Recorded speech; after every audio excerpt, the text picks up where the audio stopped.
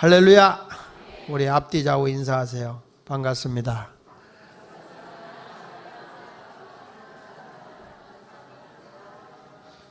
아까 인사했다고 또 외면하는 분이 계신데 정말 반가운 표정죠. 반갑습니다 그랬는데 표정은 하나도 안 바꿨고 입만 반갑습니다. 그것도 속건제를 드려야 되는 거예요. 예. 자, 오늘은 속건제에 대한 말씀을 드립니다. 지난 금요일 날은 속죄제, 우리의 죄가 용서받는 속죄제에 대해서 말씀을 했는데 오늘은 속건제에 대한 말씀을 증거하도록 하겠습니다. 이 속죄제 안에 속건제가 들어있기 때문에 이게 속죄제인지 속건제인지 막 헷갈리는 경우가 참 많아요. 그래서 오늘은 속죄제와 속건제를 좀 분별할 수 있도록 함께 은혜를 받도록 하겠습니다. 사람들이 세상을 살아가는데 영혼의 가치보다는 세상적인 육체의 가치를 더 소중하게 여기는 것이 사람들이죠. 내가 지금 열심히 살고 돈을 벌고 좋은 집을 짓고 멋있게 생긴 남자를 만나고 예쁘게 생긴 여자를 만나서 정말 사랑을 고백하며 행복하게 살고 싶어 하는 이유는 영혼을 위해서가 아니라는 거예요. 영혼을 위해서. 그거는 육체를 자랑하기 위해서 육체적인 것이라는 거예요. 그러니까 사람들이 먹고 살고 활동하는데 좀 편하기 위해서 대부분 사람들이 신경을 쓰고 있는 게 영혼에 신경을 쓰게 있는 것이 아니라 육체를 위해서 노력하고 있는 것이죠. 여러분들이 알다시피 내가 행복하게 산다 하는 것은 육적인 편안함을 주로 얘기하는 거예요. 영혼을 생각하는 사람은 별로 없다는 거죠. 그러나 여러분, 우리가 알아야 되는 것은 이 우리 인생에 가장 소중한 것이 뭐냐면 영혼이에요. 영혼이 병들면요, 사람이 돈이 아무리 많아도 영혼이 병들면 불행한 거예요. 내가 세상에 아무리 사업을 많이 가졌어도 여러분, 내 영혼이 병들어서 내가 정신적으로 우울하고 두려움과 공포에 휩싸여 버리고 자꾸 사람 기피증이 생기고 이런 여러 가지 현상들이 생긴다면 천하를 움켜쥔들 그게 무슨 소용이 있겠냐는 거예요. 그러니까 육체적인 것을 우리가 아무리 많이 가지려고 그래도 영혼이 중요한 거예요. 물론 사람이 육적인 것도 필요하긴 해요. 그러나 사람들은 희한하게 영혼은 눈에 보이지 않잖아요. 근데 육적인 것은 내 눈에 잡히고 보인단 말이에요. 그러니까 그런 것을 가지고 있는 것이, 여자들이 목걸이 하나 다이아 하나 큰 거 하면 행복합니까? 초장에만 좋아, 목만 무겁지. 그거 뽐내고 자랑해 본들 육체적으로 내가 뭐 할 수 있을지 모르지만 여러분, 내 마음의 평안함과 내 영혼의 가치가 행복해지지 않는다면 세상에 천하를 움켜줘도 아무 소용이 없는 거예요. 여러분, 호스피스 병동에 있는 분들한테 가서 물어보세요. 큰 집 갖고 있어서 행복하시죠? 그러면은 그분이 뭐라고 그럴까? 오늘 죽을지 내일 죽을지 모르는 사람이? 절대 그런 것이 인간의 행복을 주지 않는 거예요. 어떤 분은요, 아유, 이렇게 맛있는 거 먹어서 얼마나 좋으냐 그럴 때 얘 좋아요 하는 분도 있지만, 변비로 고생하는 사람은요, 먹는 것보다 빠지는 걸 더 좋아한다고요. 사람이 먹는 것도 중요하지만 지출하는 게 얼마나 중요하냐고요. 제가 병원에 가 있는 분인데 왜 병원에 왔냐 그랬더니 변이 안 나온다는 거예요. 변이. 관장을 해도 안 나오고 손가락을 넣어가지고 후벼 파도 안 나오고 굉장히 힘들다. 그 왜 그러냐 그랬더니 암이 대장까지 다 퍼져서 이게 빠져나오질 않는다는 거예요. 그러니까 배가 막 아프고 막 차고. 여러분, 사람이요, 천하를 다 움켜줘도 육체의 어느 한 부분이 병들면 고통스러운 거 아닙니까? 그렇죠? 천하를 귀하게 주면 뭐예요? 그래서 여러분, 사람이 먹는 것보다 더 중요한 게 뭐예요? 지출하는 게 더 중요한 거예요. 입으로 들어가는 것보다 들어가서 소화하는 거. 여러분, 자연 생리적으로 방귀 뀌는 거, 이거 굉장히 큰 복입니다. 이거 수술 환자가 수술을 해놓고 밥을 못 먹어요. 왜 못 먹냐? 가스 나올 때까지 못 먹는데. 가스가 나와야 되는데, 가스가 나와야 수술이 잘 된 거예요. 창자가 정상으로 활동을 해야 된다는 거예요. 이게 창자가 정상으로 활동하는 게 뭐냐? 가스가 픽 하고 나오는 거라. 우리는 작은 것 하나도 육체적으로도 불편하면 한없이 불편한 거예요. 그런데 우리는 당장 육적으로 그걸 느끼잖아요. 그러나 영혼이라는 건 느끼지를 못한단 말이에요. 사람이 보이지 않는 것이기 때문에. 여러분, 영혼이라는 건 정말 중요해요. 그래서 주님이 우리의 영혼을 살찌우기 위해서 사람이 세상에 떡으로만 사는 게 아니다. 내 영혼이 살기 위해서는 하나님의 말씀대로 살아야 된다. 믿음은 들음에서 오고 들음은 그리스도의 말씀으로 맘잡는 것이다 라고 말씀하셨어요. 여러분 보세요. 사람의 영혼이 건강하다, 이런 사람들은 육체를 이겨요. 제가 책에 요약된 거를 이렇게 봤는데, 그 내용이 이제, 그래서 내가 그 책이 참 좋을 것 같아 그래서 내가 주문을 해놨어요. 그 책 이름이 뭐냐면 0.1g의 희망이라는 책이에요. 0.1g의 희망. 이게 무슨 이야기냐면, 대학 교수가 교통사고를 당해서 하반신을 못 써요. 하반신을 못 써서 그가 실망을 하고 좌절하고 이젠 교수 생활도 할 수 없게 돼요. 그런데 동료 친구들이 와서 자꾸 용기를 주는 거예요. 먹을 걸 갖고 오고 뭘 갖다 줘도 하나 반갑지가 않더라는 거예요. 내가 이제 정상적인 몸에서 반신불수가 하반신을 못 쓰고 휠체어를 타고 다니는 인생이 될 수밖에 없다라고 얘기했을 때 그 얼마나 사람이 불행합니까? 그래서 좌절하고 막 그랬는데 동료들이 와서, 아니야, 너도 교수 할 수 있지, 다시 재활해, 일어날 수 있어, 포기하지 말어.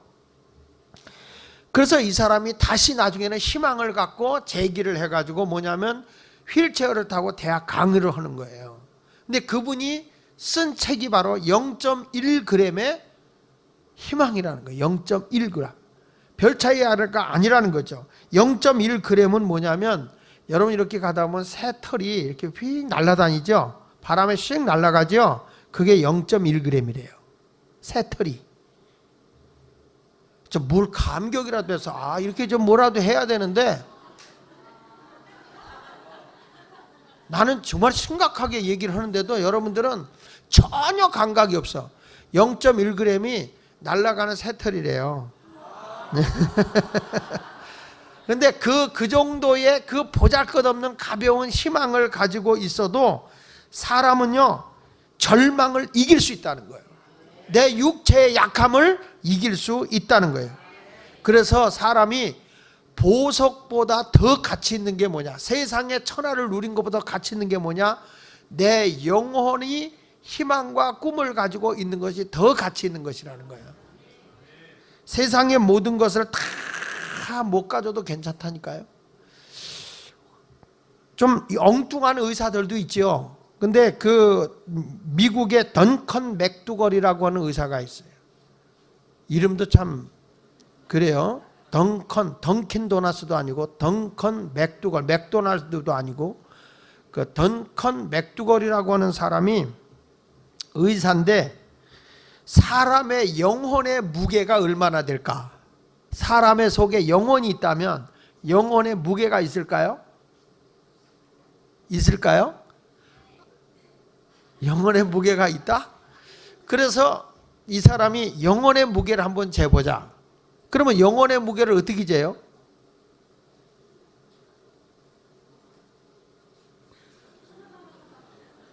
이 사람은 어떻게 됐냐면은, 살아있을 때 죽기 직전의 사람의 몸무게를 재보고 숨이 딱 거둔 다음에 몸무게를 재보자.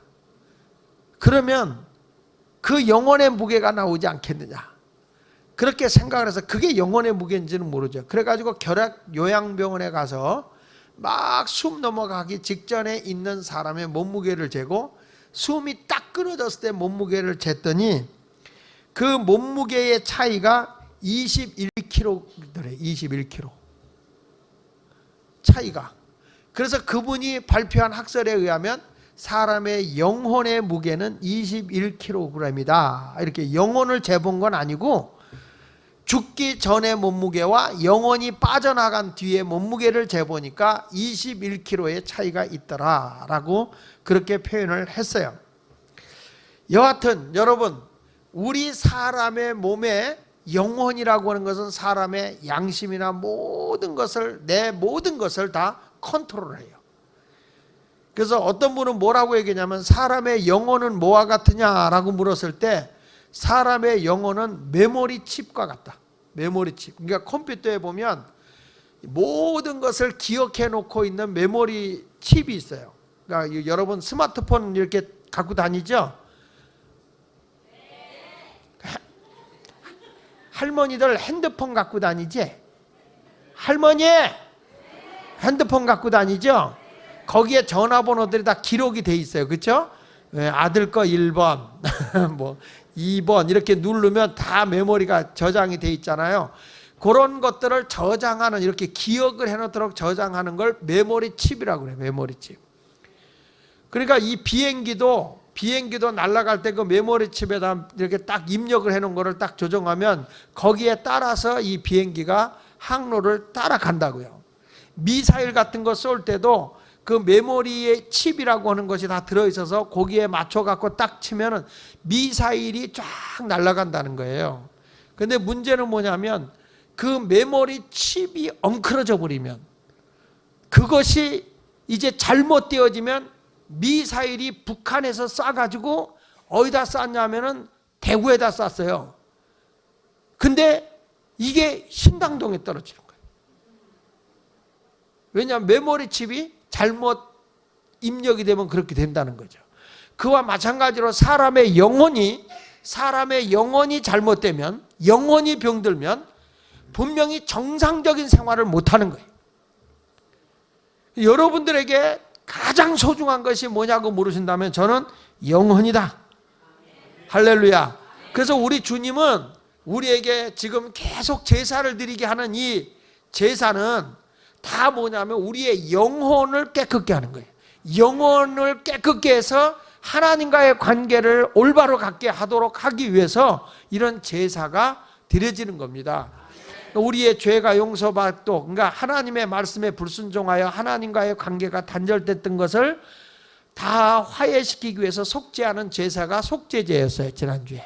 그렇죠? 그것의 화목제로 이 땅에 오신 분이 예수 그리스도고요.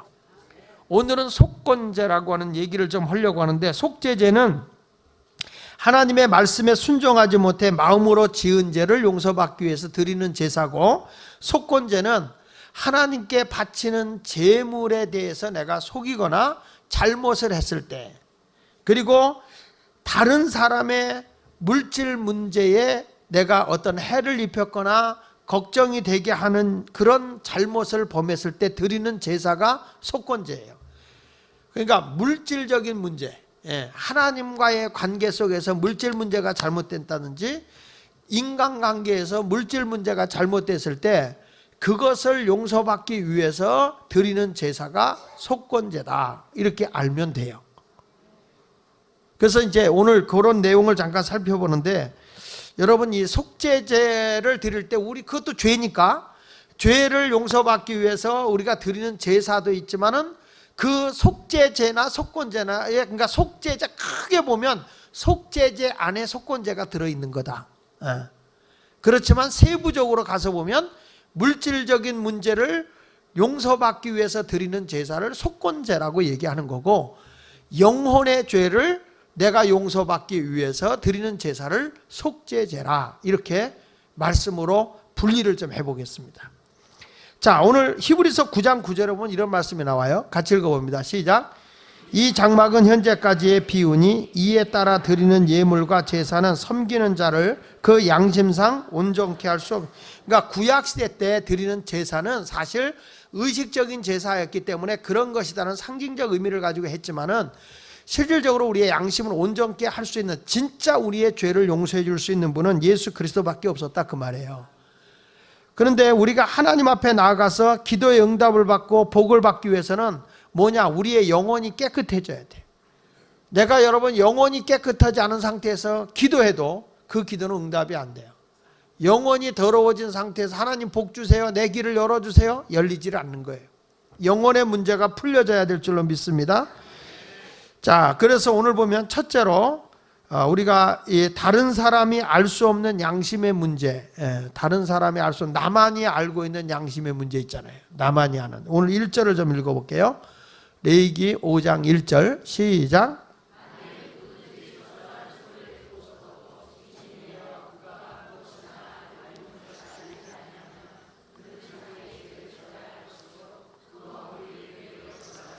여기서 보면 이제 우리가 이제 구체적으로 성경에서 속죄죄 중에 하나를 얘기하는 건데, 사람이 법적인 문제가 생겨서 재판을 받게 돼요. 재판을 받게 되는데 내가 그 사람의 어떤 사고를 저지른 거를 내가 목격을 했어요. 목격을 했는데 그 사람이 억울하게 증인이 없어서 다른 사람이 죄목을 뒤집어 쓰고 죄인이 되는 거를 된다든지 또 억울함을 당하게 된다. 그것은 그 사람이 설상 잘못해서 법정에 간다고 그래도 목격하고도 증인이 되지 않은 사람이 죄가 있다는 거예요. 하나님 입장에서 보면. 그러니까 우리 예수 믿는 사람은 뭐 무서워서 그 사람이 싸나워서 귀찮아서 입 다물고 있으면 되지. 그래도 우리 민족은 정이 있는 민족인데 이웃끼리 그러면 안 되지라고 생각해서 내가 증인임에도 저 사람이 지금 거짓말하고 있고 저 사람이 허위로다가 모든 일을 만들고 있는데도 그것을 가지고 내가 진짜 알면서도 아닌 척하고 있다면 그건 양심을 속이고 있는 거예요. 그렇죠? 그래서 성경은 그걸 뭐라고 하냐면 하나님 앞에 분명히 죄라는 거예요. 우리 하나님은 어느 걸 요구하느냐? 정보다도 진실을 요구하고 있는 거예요. 내가 증인이 되어주지 못해서 그 사람이 억울한 사람이 생겨나게 된다면 여러분의 양심의 소리는 너 잘못됐다라고 얘기할 거라는 거죠. 그러면 뭐냐면 이것이 바로 내 영혼이 병든 거예요. 영혼이 잘못돼 간 거예요. 그런 때 너희가 어떻게 하냐? 우리의 양심을 깨끗하게 할 수 있는 제사를 드려야 되는데 그 제사가 무슨 제사? 속죄제사예요. 속죄제사. 성경 레위기 5장 2절을 읽어봅니다. 시작.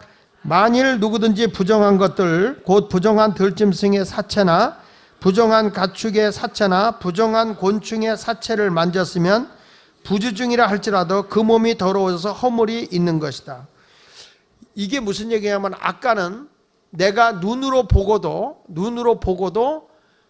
분명히 목격하고도 아닌 척하는 것이 양심의 소리를 외면한 거기 때문에 죄라는 거예요. 그것을 속죄하는 제사를 드려야 된다라고 하는 것이고, 두 번째는 사람이 의식이든 의식이지 않든 동물의 사체나 부정한 가축의 시체를 또 부정한 곤충의 시체를 내가 만졌다. 이스라엘 백성들은 율법에 의해서 부정된 것, 썩은 것들은 몸에 만지지 못하겠어요. 이제 그게 왜냐하면 다 세균에 의해서 잘못될 것 같으니까 그런 걸 못하게 했다고요. 근데 사람이 자기도 모르게 죄를 짓는 거예요. 그 스치고 그렇다는 말이에요. 그렇다고 할지라도 바로 그런 사람들은 뭐냐? 반드시 그거에 대해서 내가 깨끗하게 하는 속죄제사를 드리라는 거예요. 사람이 이렇게 살다 보면 보세요. 나도 모르게 무의식적으로 눈으로, 귀로, 손으로 이렇게 들어오는 죄가 있어요. 이게 이제 미디어에 의해서 뭐 음란한 것이라든지 폭력적인 것이라든지 나도 모르게 이게 그냥 부지 중에 죄를 범하는 게 있어요. 부지 중에. 예. 그랬을 때 그것이 다 뭐냐 하면 내 생각 속에 내 피 속에 흐르고 있는 죄예요. 그런 것들. 이런 것들을 내가 끊어내지 못하는 것들은 하나님 앞에 속죄제사를 드려야 된다고요. 자, 여기 다시 한번 보세요. 레위기 5장 3절에도 만일 부지 중에 어떤 사람의 부정에 닿았는데 그 사람의 부정이 어떠한 부정이든지 그것을 깨달았을 때에는 뭐가 있는 거라고? 허물이 있는 거예요. 그러니까 여러분 우리는요 사소한 것이라도 빨리 깨우쳐야 돼. 이까짓 거 사람이 살다 보면 뭐 그럴 수 있는 것이지라고 생각하는데 내 입에서 자꾸 부정적인 언어, 하나님이 원하지 않는 말을 자꾸 하는 사람이 있어요. 막 남을 험담하고 모략하고 중상하고 헐뜯고 앉기만 하면 남에 대해서 미워하고 증오하는 사람이 있어요. 직접 그 사람에 대해서 들어보지도 않았는데 그런 것들에 대해서 오해를 하는 경우가 참 많아요. 어떤 사람은 이럴 수 있어요. 우리 강 전도사님이 딱 목장에 들어갔더니 강 전도사님 보고 나 전도사님이 여기 있어서 목자가 하는 말에 강 전도사님이 계셔서 부담스러워요. 그런 말을 할 때가 있어요. 그 말은 뭐냐면 그만큼 무거움을 느낀다는 거예요. 책임감에 대해서. 그렇죠? 그렇죠? 솔직히 강 전도사님이 내가 새벽에 나와서 이렇게 설교할 때 앉아 있으면은 마음이 가볍죠. 그럼 부담스러워? 그게 불편하다는 거요. 마음이 부담이 되는 건 내가 불편하다는 건 아니고, 좋게 말해서 내가 싫다는 얘기는 아니죠. 그렇지. 사람이 그런데 그것도 그런 것을 나쁘게 한번 받아들여 보자고. 부담스러워 라는 말 한마디를 좋게 보면 내가 책임감을 크게 갖는다는 의미를 가지고 있어요. 그게. 그렇죠? 그래서 더 잘해야 되겠다. 더 애를 우리가 잘 돌봐야 되겠다. 이런 마음을 갖는 거예요. 목사님이 앉아서 부담된다 그 말은 이런 뜻이기도 해요. 내가 저 목사보다는 설교를 더 잘해봐야 되겠다. 목사님 마음에 드는 설교를 해야 되겠다. 이런 생각하는 거예요. 정말 그런 생각이 들어요. 나는 우리 그 전에 처음 신학교 2학년 딱 됐는데 새벽 기도를 날들어 인도를 해요. 우리 장광용 목사님이. 그분이 대부흥 강사예요. 이분은 신학교 졸업이나 했지. 나는 신학교 2학년 때 새벽에 설교하고 세계적인 부흥 강사 밑에서 설교를 딱 하는데 얼마나 떨리겠어요. 차라리 오지나 말고 새벽 기도를 시키지. 꼭 앉아갖고 뒤에 앉아갖고 꼭 이렇게 앉아. 이제 보는데 근데 희한한 거는요. 저는 그럴수록 오기가 생겨. 가지고 다 뜨겁게 하면서 막 설교를 했어요. 그랬더니 마음에 든대. 이게 그거는 그만큼 부담을 느끼지만 책임감을 더 많이 갖고 내용도 더 잘 이렇게 아우러야 되겠다 하는 생각이 들더라는 거죠. 그렇죠? 할렐루야. 내가 딱 봤다. 명건아, 내가 너 신앙생활 하는 거에 대해서 내가 부담을 많이 갖는다. 그 말은 미워하는 게 아니야. 그죠? 쟤래네. 저 아저씨를 이제 어떻게 더 잘 신앙으로 이끌어서 정말 내가 부담을 느낄 정도로 저 사람을 훌륭한 신앙으로 키워낼까. 이런 마음이거든요. 긍정적으로 보면. 근데 부정적으로 보면 저 사람이 날 부담스러워하는구나. 날 싫어한다는 거구나. 이렇게 받아들이면 그러면 뭐가 되는 거예요? 죄요, 그게. 그러니까 사람이 살아갈 때 자꾸 부정적인 생각을 하려고 하지 말고 긍정의 생각을 하려고 해요. 긍정. 누가 머리를 뽀글뽀글 볶아 갖고 왔다. 저 사람 심경이 불편한가 봐. 머리가 꼬불꼬불해. 얼마나 성격이 저렇게 지랄 같으면 꼬불꼬불 하겠어? 아니 자기는 뭐 나름대로 파마를 해가지고 왔는데 왜 네가 걱정이냐고. 그러니까 쓸데없이 다른 사람에 대해서 이렇게 갈구는 습성이 있는 사람이 혹가다가 주변에는 많아. 여기는 없어. 여기는 없는데 주변에는 많다는 거예요. 또 누가 머리를 또 그렇게 안 하고 스트레이트로 이렇게 쫙 뽑아 갖고 왔어요. 스트레이트로 쫙 뽑아 갖고 오면 아이고 세상에 얼마나 성질이 지가 뻣뻣하면 저렇게 쭉쭉 뻗고 왔어. 볶으면 볶은다고 뭐라고 그러고 스트레이트로 쫙 뽑으면 쫙 뽑았다고 뭐라고 그러고 귀걸이를 달면 단다고 뭐라고 그러고 안 달면 여자가 멋낼 줄 모른다고 그러고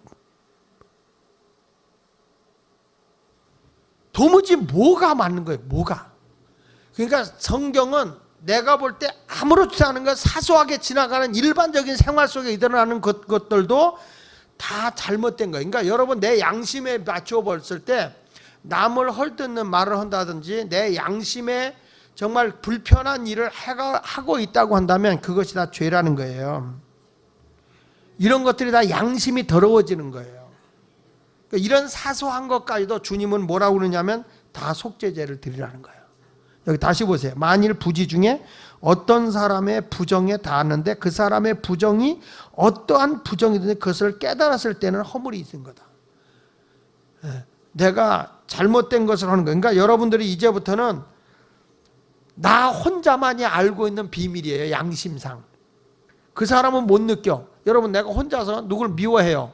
그 사람은 못 느껴. 나만은 알아 몰라. 알죠? 근데 여러분만 아는 게 아니야. 하나님도 알아. 왜냐하면 우리 하나님은 외모 안 봐요. 중심을 보지. 내가 무슨 생각하는지조차도 알아요. 할렐루야. 오늘 혹시 여러분들이 와서 아니 우리 목사님은 왜 저렇게 비늘을 쳐놓고 설화를 한다는 거야? 이렇게 한 사람은 벌써 말로 죄를 진 거야. 오히려 긍정으로 보는 사람은 이렇게 봅니다. 우리 목사님 저런 상태에서 철학기도 안 놓치고 열심히 하는 거 보니까 역시 이렇게 해야 되는데, 매사의 모든 일을 우리는 부정은 하나님의 뜻이 아니에요. 긍정, 좋게 보라는 거예요. 항상 어떤 사람이라도 보고 좋게 봐. 좋게. 믿으시면 아멘 하세요. 할렐루야. 그래서 오늘 아무리 하나님의 말씀이라 해도 나 혼자만이 알고 있는 그런 비밀스러운 것들이 있을 때 그게 잘못된 거라면 속죄 제사를 드려야 됩니다. 빌 하이벨스 목사님이 이런 얘기했어요. 아무도 보는 이 없을 때 당신은 누구인가? 라는 책에서 아무도 볼 수 없을 때 당신은 누구인가? 한번 따라 합시다. 아무도 보는 이 없을 때 당신은 누구인가? 한 번 더. 아무도 보는 이 없을 때 당신은 누구인가? 누구입니까? 그분이 쓴 그 책에서 이런 얘기를 했어요. 사람들은 누군가 보고 있을 때와 아무도 나를 보는 사람이 없을 때 하는 행동이 다를 수 있다. 그래서 사람들은 밤에 죄를 범하는 거예요. 사람이 누가 보고 있다 그러면 죄 안 져요. 아무도 보는 이가 없어. 그때 죄를 짓는 사람이 많아요. 그러나 우리 하나님은 졸지도 주무시지도 아니하면서 불꽃 같은 눈으로 여러분이 이렇게 보고 있어요. 그런데 우리 하나님이 보고 있는데 아무도, CCTV는 무서워하면서 졸지도 주무시지도 아니하면서 나를 보고 계시는 하나님. 요즘 강도나 도둑이나 범죄자들이 제일 두려워하는 게 뭐죠? CCTV예요. 요즘에 여러분 걸어다니다 보면 다 CCTV가 그냥 구석구석에 다 있어가지고 내 정보가 다 유출이 된다는 거예요. 내가 여기 신당동 한 바퀴 돌면요 몇 번 카메라 찍히는지 여러분도 모르고 나도 몰라. 그러니까 우리가 다 이렇게 다 추적이 되고 있어요. 이제는 어느 정도냐면요, CCTV를 가지고 나는 아직까지 그걸 안 해봤는데 우리 친구 목사들 가운데 보니까 CCTV를 이렇게 보면서 딱 보고 있더라고요. 다 보고 있어. 교회 사무실에 누가 출근했나 안 했나, 몇 시에 왔나 안 왔나 다 보고 있더라고. 교회에다 다 해놔가지고. 그러면서 뭐라고 얘기하냐면 나한테 그래. 나 지금 우리 교회 찍고, 그러니까 지난번에 우리 교회 왔던 노한우 목사 있잖아요. 그분 만났더니 여기 좀 보래. 그래서 현장에서 목사 일하고 있는 거 다 CCTV를 해놔가지고 그걸 보고 있는 거예요. 다 보고 있는 거예요. 이제는 세상이요, 이거 하나만 가지고 있으면요 어디 가서 여러분 다 볼 수 있어. 저 우리 교회 이번에 CCTV 놔줘요. 제가 이제 부흥회 가서 다 봅니다. 이제는 우리 목사님들 출근하는 거, 퇴근하는 거 다 봅니다. 이제 다 봐. 근데 여러분 그런 거 봐서 하기 전에 내 양심의 문제야. 내 양심의 문제. 제 아우 목사는, 장학봉 목사는, 부목사들이 전부 다 이게 추적되는 게 있어요. 그래가지고 그 목사 빡 누르면 파란 점이 찍혀. 지금 어디 가고 있나, 어디서 뭐고 나 다 알아. 그래가지고 지금 너 어디 가 있냐, 나 지금 뭐 하고 있는데, 근데 왜 여기 집에 있냐 너. 다 보여. 야, 그건 너무 심한 거 아니냐 그랬더니 오죽하면 그러겠어 형? 그래. 하여튼 오죽하면 그러겠냐 자기가. 자유를 줘봤더니 방종으로 앉았더래. 방종. 여러분 이런 것들이 다 죄인 줄 모르십니까? 죄인 줄 모르냐고. 다 우리가 자기의 책임을 다 하지 못하는 것도 죄인 거예요. 책임을 다 하고 하나님 앞에 소소한 것까지라도 내가 내 양심이 꺼리낀다면 다 고백하라는 거예요. 하나님 앞에 다 내놓고. 여러분 표정 보니까 아이고 오늘 숨 막혀서 난 못 살겠다. 숨 막혀서 못 사는 게 아니라 내 영혼이 그 정도 순결하고 깨끗해야 된다는 거예요. 순결해. 그래야 하나님이 내 기도도 들으시고 내 모든 것에 대한 응답이 이루어진다고요. 할렐루야. 그리고 그뿐인지 아세요? 말로 맹세하고 안 하는 거. 성경 말씀 레위기 5장 4절 읽어보세요. 시작. 만일 누구든지 입술로 맹세하여 악한 일이든지 선한 일이든지 하리라고 함부로 말하면 그 사람이 함부로 말하여 맹세한 것이 무엇인지 그가 깨닫지 못하다가 그것을 깨닫게 되었을 때에는 그중 하나에 그에게 허물이 있는 것이다. 그러니까 내가 말을 막 해요. 여러분 이러세요. 내가 하늘을 두고 맹세한다. 뭐 어떤 사람은 내가 목숨 걸고 맹세한다. 그런데요, 그거를 자기가 허황되게 하면은 다 그게 허물이요. 그런 것들을 깨끗하게 하는 게 양심을 깨끗하게 하기 위해서 드리는 제사가 속죄제사인데 5절 6절을 읽어보십시다. 시작. 이 중 하나의 허물이 있을 때에는 아무 일에 잘못하였노라 자복하고 그 잘못으로 말미암아 여호와께 뭘 드리되? 속죄제를 드리되 양떼와 암컷 어린 양이나 염소를 끌어다가 속죄제를 드릴 것이요 제사장은 그의 허물을 위하여 속죄할지. 그러니까 참 기독교가 좋은 게 뭐냐면 잘못만 정죄하는 게 아니라 꼭 용서받는 제사가 있다는 거예요. 그래서 우리는 잘못해서 자기를 치고 자기를 탄식하고 살아가는 게 아니라 내가 그것에 대해서 하나님 앞에 양심껏 속죄 제사를 드리라는 거예요. 근데 이런 분이 있어요. 속죄 제사 드리고 또 습관적으로 또 그 일을 해요. 그거는 회개가 아닙니다. 회개는 다시는 그 일을 하지 않아야 되는 거예요. 그래서 여기 보면 다시 보세요. 이 중 하나의 허물이 있을 때, 이 허물이 있다는 게 뭐예요? 하나님 앞에 더럽혀진 양심을 씻는 그런 그 더러운 것을 내가 하나님 앞에 양심에 더럽혀진 걸 씻는 게 속죄제사란 말이에요. 자, 우리 다시 한번 1절부터 다시 한번 볼게요. 여러분 다시 한번 1절부터 다시 볼게. 자, 1절부터 시작.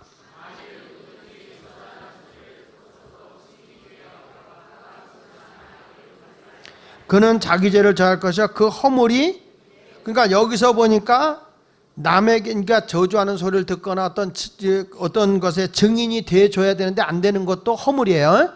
아셨죠? 아이, 그래도 내가 한 사람을, 저 사람이 또 그렇게 되면 어려움을 당하잖아. 그래도 진실이 해야지 거짓되게 해서 다른 사람에 해를 입혀서는 안 된다는 거예요. 내가 죄를 보면 죄진 사람이 벌을 받는 건 괜찮은데 죄도 안 지고서 내가 증인이 목격자가 그거를 말해주지 않아서 엉뚱한 사람이 죄를 뒤집어 쓰게 되면 그게 허물이라는 거예요. 누가 허물이냐? 증인되지 않은 사람이. 그 다음에 2절은 또 뭐라고 그랬어요? 시작. 부정한 들짐승의 사체나 부정한 가축이나 사체나 부정한 곤충의 사체를 만졌으면 부지중이라 할지라도 그 몸이 더러워져 허물. 이것도 허물이에요. 이것도 허물. 그러니까 습관으로 만진 게 아니라 무의식 중에 스치고 내가 죄를 범하는 거예요. 무의식 중에. 그것도 허물이에요. 예? 아셨죠? 그 다음에 3절은 뭐라고 그랬어요?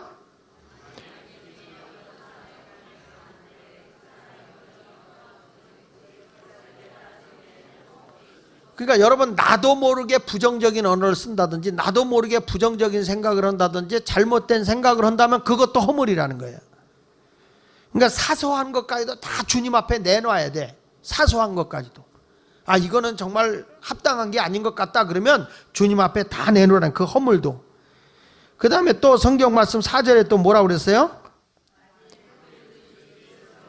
악한 일이든지 선한 일이든지 하리라 함부로 말하면 그 사람이 함부로 말하여 맹세한 것이 무엇인지 그가 깨닫지 못하다가 그것을 깨닫게 되었을 때는 그중 하나에 그에게 뭐가 있다? 그것도 허물인 거예요. 내가 맹세하고 막 했는데 그것을 내가 함부로 말해놓고 지키지 못하는 것도 허물이라는 거예요. 그러니까 이런 허물이 있을 때는 다시 5절 6절로 갑니다. 자, 시작. 이 중에 하나의 허물이 있을 때에는 아무 일에 잘못하였노라 자복하고 그 잘못으로 말미암아 여호와께 속죄자를 드리되 양떼의 암컷 어린 양이나 염소를 끌어다가 속죄제물 드릴 것 제사장 그의 허물을 위하여 뭐 하라고요? 그러니까 그것에 잘못 허물이 있다 그러면 제물을 갖다 놓고 제물에다가 내가 이런 죄를 범했습니다고 허물을 고해라. 그리고 제사장에 의해서 속죄 제사를 드리라는 거예요. 아멘입니까? 요즘에는 세상이 다 그러다 보니까 조그만 허물이나 뭐 이런 걸 대수롭지 않게 여긴다고요. 이거 요즘에 이걸 뭐라고 얘기냐면 여러분 핏줄이 막히는 걸 뭐라고 그래요? 동맥경화라고 그래요. 양심이 막히는 걸 그럼 뭐라고 그럴까요? 그렇죠. 양심경화증이라고 그래요. 양심경화증. 옆 사람 한번 보세요. 동맥경화요, 양심경화증이요. 응? 우리가 볼 때 영혼이, 여러분 다시 말해서 영혼이 병이 든 게 양심경화증이야. 그러니까 하나님의 은혜의 통로, 하나님의 축복의 통로, 하나님의 능력의 통로가 다 막히는 거예요. 이게 양심의 경화증이 오니까 하나님께로부터 와줘야 하는 무한한 은혜가, 무한한 능력이 다 사라져버리고 마는 거예요. 이런 것을 다 내가 털어버리기 위해서는 먼저 속죄제사를 드리라 하는 얘기입니다. 아시겠습니까?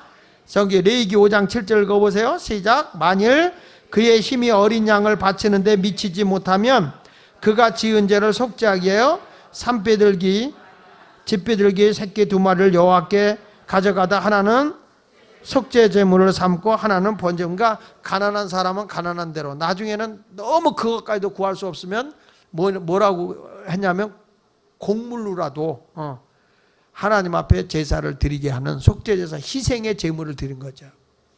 자, 우리 모두 오늘 여기까지는 뭐냐면 속죄제사 작은 허물이라도 하나님 앞에 다 고하고 내 죄를 용서받으면 영혼이 깨끗해진다.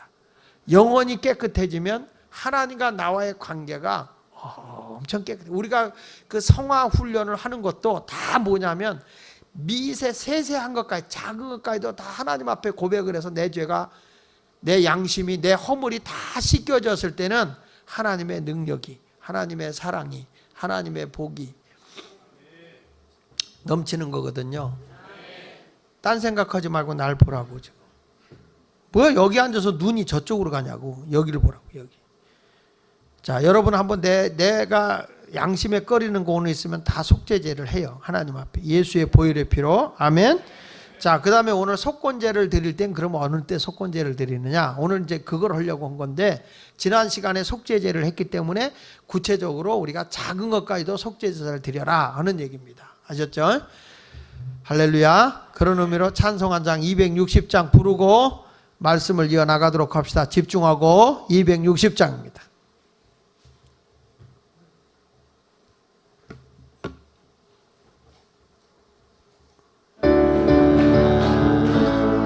할렐루야. 그러니까 하나님은 작은 것이라도 내가 양심에 거리는 건 갖고 있기를 원치 않아요. 다 주님 앞에 토해놓고 속죄제사를 받아야 된다.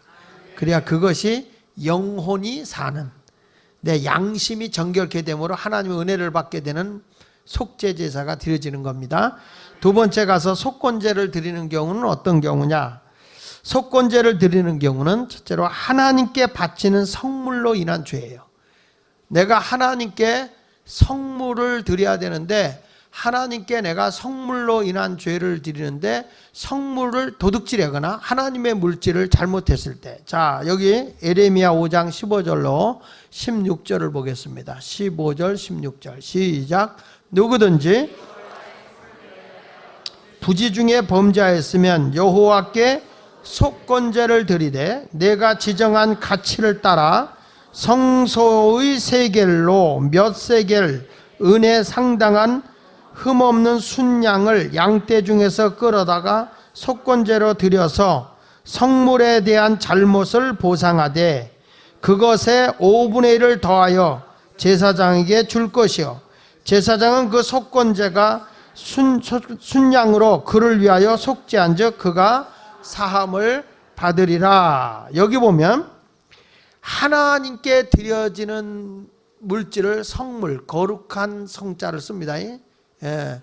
그러니까 일단 내가 성별돼서 하나님께 드리면 거룩한 거예요.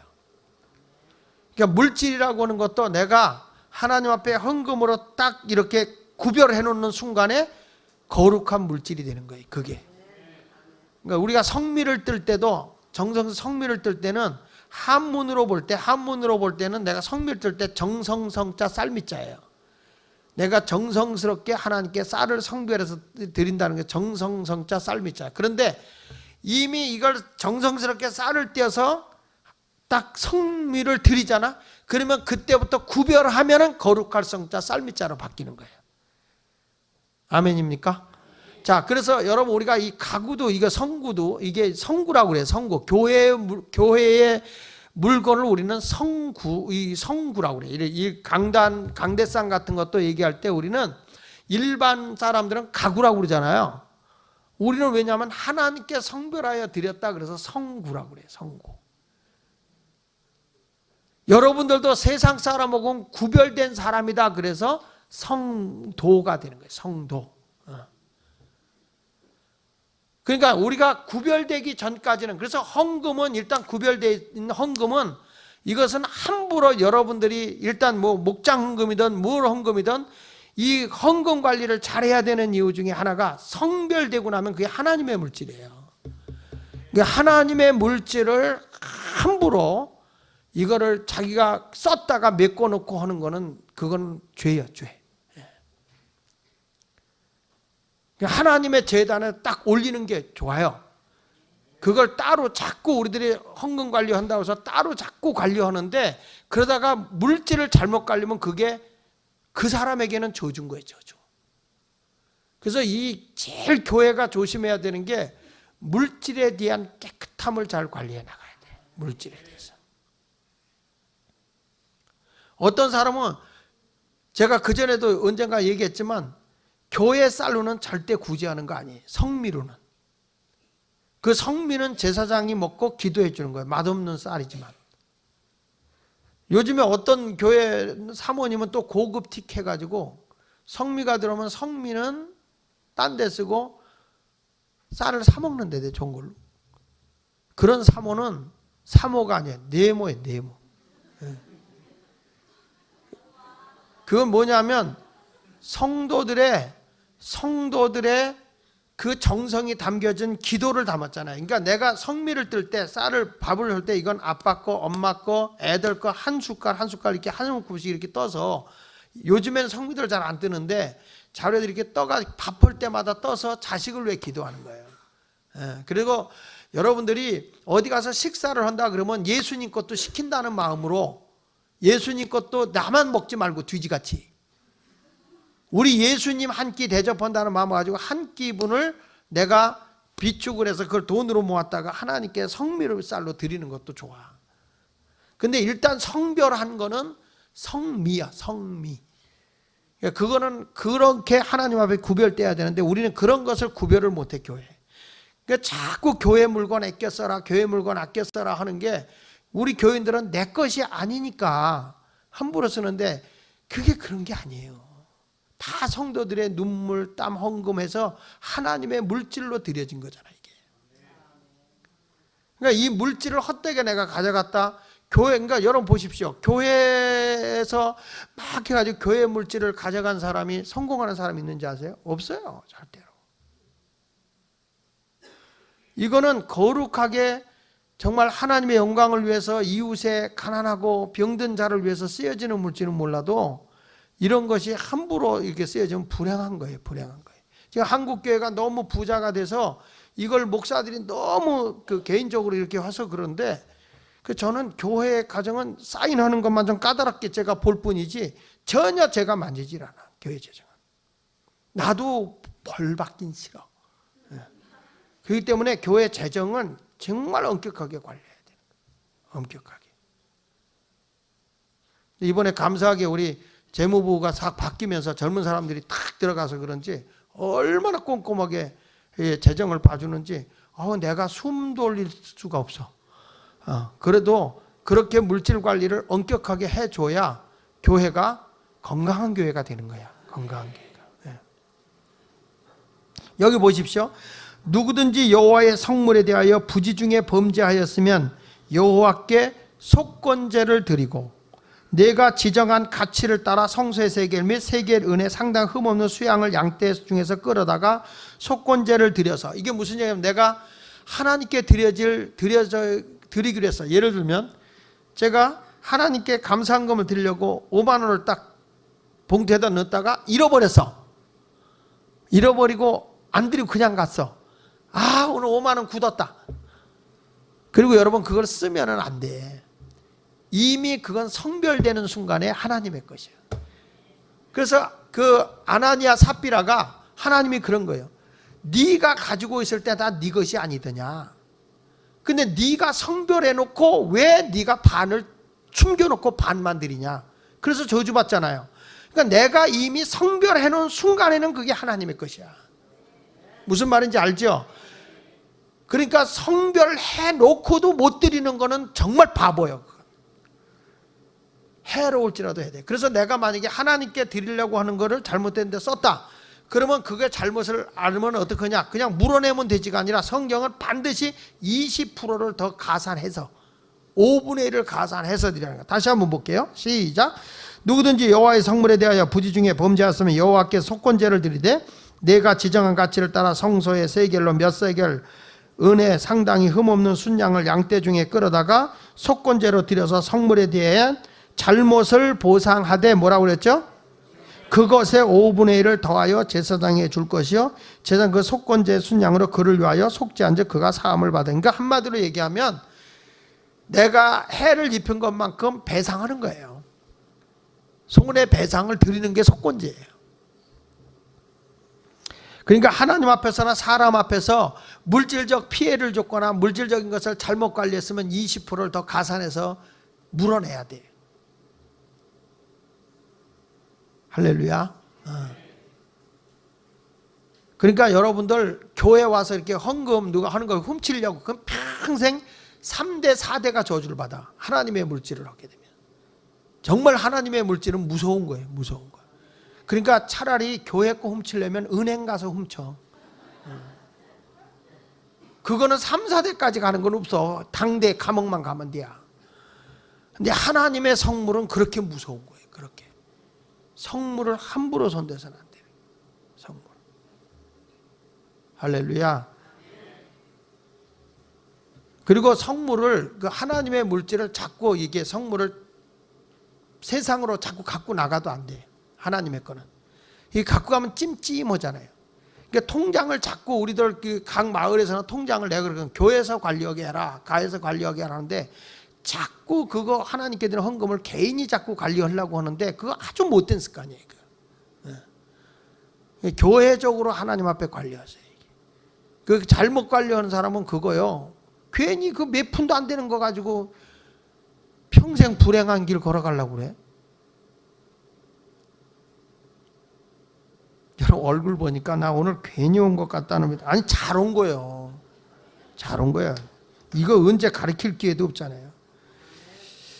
그래서 레위기 5장 17절 18절에 보면 속죄제와 속건제가 같이 이렇게 묶이는 것 같잖아요. 한번 읽어볼게요. 자 시작.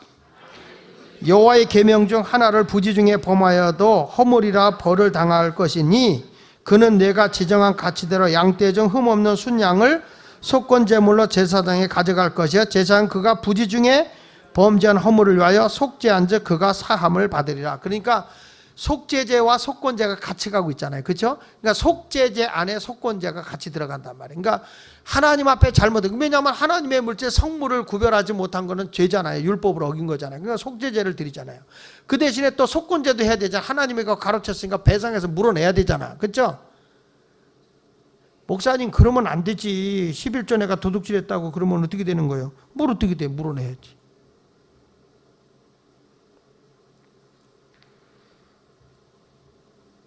물질로 인해서 죄라고 생각하는 것은 빨리 돌이켜라. 하나님이 기뻐하는 길로만 걸어갈 수 있기를 예수 이름으로 축원합니다. 할렐루야. 자, 그래서 하나님 앞에 내가 물질이 잘못됐을 때 얘기한 거예요. 지금 하나님과의 물질 관계가 잘못됐을 때 속건제를 드려라 하는 얘기고요. 두 번째, 다른 사람에게 물질적인 피해를 줬을 때 그때 속건제를 드리는 게 6장부터 나오는 거예요.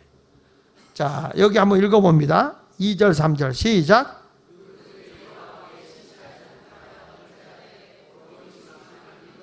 전당물을 속이거나 도둑질하거나 착취하고도 사실을 부인하거나 남의 잃은 물건을 줍고도 사실을 부인하여 거짓 맹세하는 등 사람이 이 모든 일 중에 하나라도 행하여 범죄하면 그랬어요. 그러니까 여기 보니까 내가 이웃에 맡긴 물건이나 전당물을 속이고 도둑질하거나 착취하거나 하면서도 사실이 아니라고 부인하는 사람들 많죠?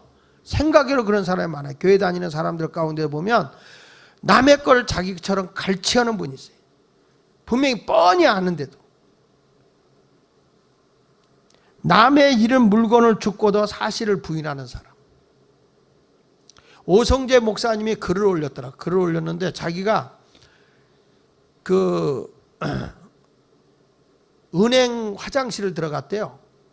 은행 화장실에 들어갔는데 딱 들어갔더니 빨간 지갑에 놓여 있더래요. 그래서 자기는 앉으니까 그렇게 궁금하더래요. 빨간 지갑이. 그래서 목사님이 뭐가 들었나, 그리고 사람이 다른 건 다 봐도 궁금한 건 뭔지 알잖아요.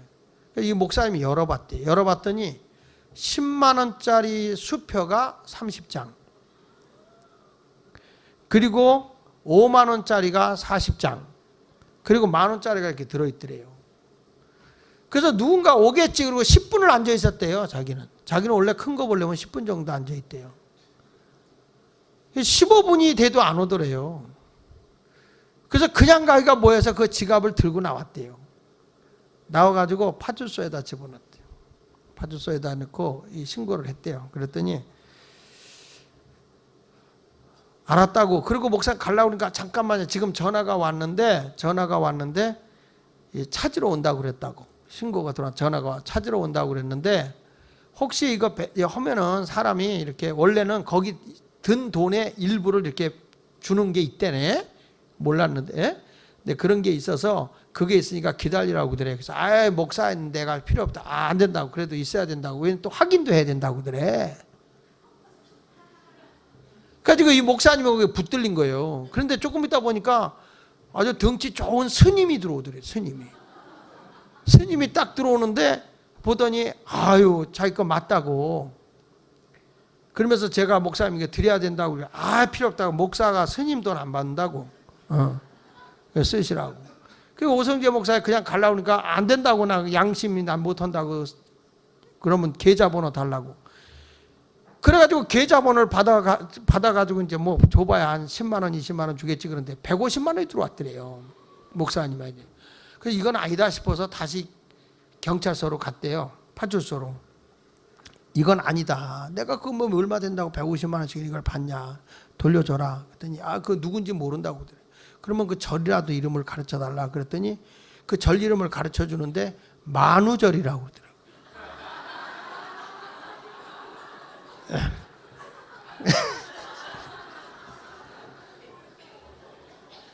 아니 그거를 오성재 목사님이 나한테 써서 보냈더라고요.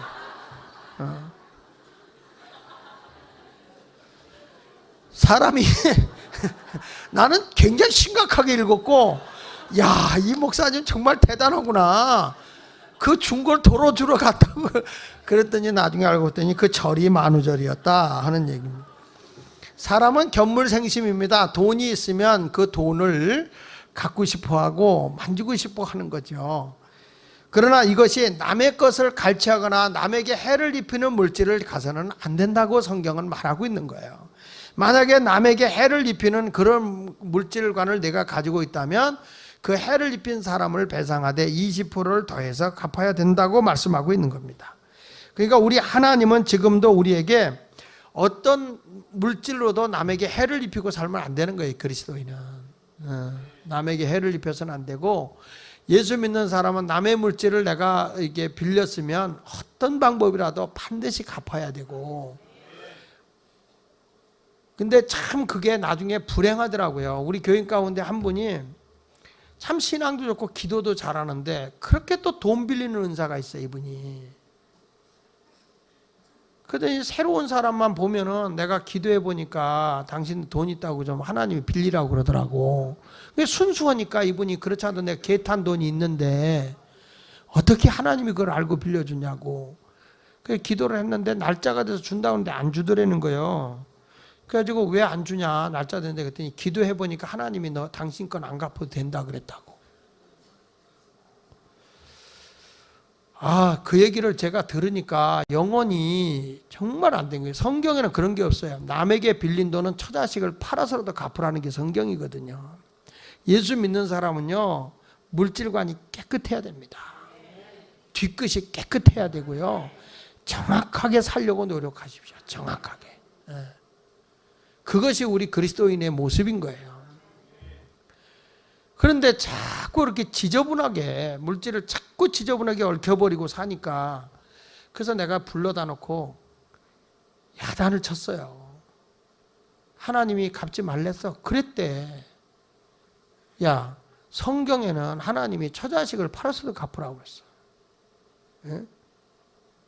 무슨 소리냐. 성경에 봐라. 엘리사의 선지자 생도는 빚을 졌을 때 오히려 기름을 다 해서 그걸 팔아서 빚도 갚고 너희가 생활까지 하라고 하는 게 성경이지. 어떻게 갚지 말라 남에게 해를 입히냐. 그랬더니 목사님이 기도를 안 해서 내 응답을 모른대. 근데 어느 날 우리 교회를 나갔어요. 나가다 기가 막힌 것이 자기가 전도사로 간다는 거예요. 다른 게. 나는요, 한심스러운 게 뭐냐면 이상한 군소신학교를 나와가지고 전도사라고 가는 사람들이 다 자기 신앙생활도 개떡같이 한 사람들이 전도사로 가는 거예요. 자기 신앙도 형편없는 사람이 무슨 남에게 권면한다고 전도사로 가냐고. 기가 찰 노릇하니. 왜 여러분 귀에다가 솜으로 맞고 다니는지 아세요? 귀가 차서 그래요. 귀가 차서. 여러분 하나님 앞에 양심이 제대로 돼 있어야 되는 거예요. 양심이 딱. 제가 미국에 갔을 때 제가 집회 날짜가 이런 경우가 있어요. 목금토 주일이에요. 그래서 주일날 하고 났는데 그 다음 주간에 목금토 주일 집회예요. 그럼 월화수가 비어 있어요. 그렇죠? 그러면 초청한 교회에다가 부담을 줘서는 내가 안 돼요. 내가 좀 거기서 일한 자에게만 일 안 하고 얻어먹으면 안 되잖아요. 그러면 저는 제 아내하고 따로 나와서 우리가 숙박비를 줘요. 그리고 거기서 숙박에 부담을 안 줘요. 내가 그런 얘기를 했더니 막 목사님들이 날들어 뭐라고 그러는 거예요. 뭐라고 얘기하냐면 요번에도 그러더라고. 아니 초청했으면 그분이 초청을 목금토 주일했지 월화수 했냐? 그럼 그거는 내가 부담을 주지 말고 해야지. 그랬더니 그래도 어디 미국까지 가서 그러냐고. 나도 우리 교회에 외부 강사가 왔는데 집회 일자가 아닌 날 미리 와서 오면 부담스럽더라야. 그러면 왜 2번 죄짓게 하냐. 그래서 내가 그 목사님한테 얘기를 했어요. 저는 집회 날짜만 거기서 대주세요. 나머지는 제가 낼게요. 그런 마음으로 다 하니까 제가 미국을 지금 30년 가까이 미국을 다니지만 30년 넘게 다녔죠. 다니지만 가는 데마다 목사님들이 저한테 하는 얘기가 있어요. 제 아내가 그건 잘 알아요. 우리 장하길 목사는 뒤끝이 깨끗하대. 그건 무슨 말이에요? 밑을 잘 닦고 다닌다는 거예요. 그게 왜냐하면 지나고 나서 그때는 아무렇지 않지만 뒤에서 욕먹는다고. 왜 내가 그런 물질적으로 남에게 해를 입히냐고요. 당연히 받으려고 하지 말고 우리가 정말 정직하고 깨끗하게 살려고 하면 하나님이 여러분의 양심이 깨끗하기 때문에 하나님이 거기다 복을 주고 은혜를 준다고요. 할렐루야. 오늘 말씀 결론 냅니다. 하나님의 속건죄는 뭐예요? 하나님 앞에 물질적으로 지은 죄. 내가 또 사람 앞에 물질적으로 잘못된 것들, 그런 것들에 대해서는 반드시 20%를 더해서 하나님께 갚고 그 사람에게 갚아라. 그것이 무슨 제사다? 속건제사다. 하나님 앞에 죄를 지은 거는 용서받는 죄는 무슨 죄? 속죄죄. 그러니까 속죄자만 드렸다고 돼요? 안 되죠? 배상해야 될 거는 20% 감해서 갚아줘야죠. 이게 무슨 제사? 속건제. 그러니까 기독교는 한마디로 얘기해서 양심을 굉장히 깨끗하게 하라는 거예요. 이게 속건제예요. 그러니까 우리가 이렇게 성화된 삶을 살아가게 될 때 하나님은 여러분에게 응답을 주시고 복을 주시고, 그리고 여러분에게 은혜의 통로가 돼서 우리 주님이 예비하신 복을 다 넘치게 채워주실 줄로 믿으시면 아멘. 할렐루야. 자, 여러분 옆에 사람 인사하세요. 우리 속건제라도 드려서 양심이 깨끗하게 삽시다. 할렐루야. 이상 설교 끝.